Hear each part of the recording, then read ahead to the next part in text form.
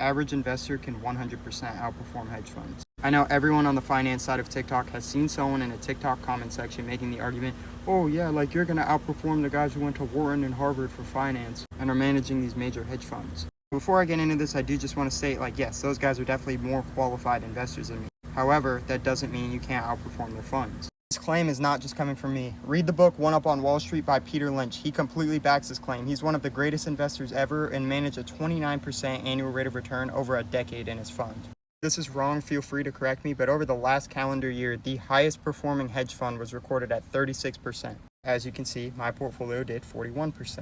The thing is, these hedge fund managers are managing billions of other people's money, and they have to keep these clients happy. A great example that I like to use is a stock that's not performing well. Let's say Google stock drops 20% on the year. It's very easy for a hedge fund manager to explain to a client Google's just having a bad year and have plenty of evidence to back it up that it's a good company.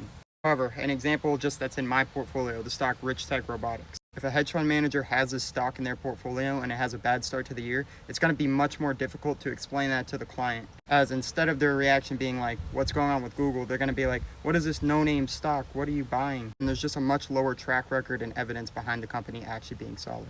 Point is, we can buy when things are speculative and we can pick up small companies, and the only person we're trying to satisfy is ourselves. It's just important to invest in things that you understand and you feel good with. I don't care where my stocks go because I know how I feel about them, and I know down the road I feel very confident in them. So anything I'm investing in, most of the time when I see a dip, I just see it as a buying opportunity, and I don't panic at all because I know what I invest in, I understand it, and I feel confident in the long term. These hedge fund managers don't have that luxury, and just like the situation I stated, let's say they are interested in Rich Tech Robotics, for example, as a stock, they wouldn't really be able to add that to their fund until there was a lot more information and a track record on it, which may be when the stock is way more expensive and miss out on a ton of potential gains earlier on.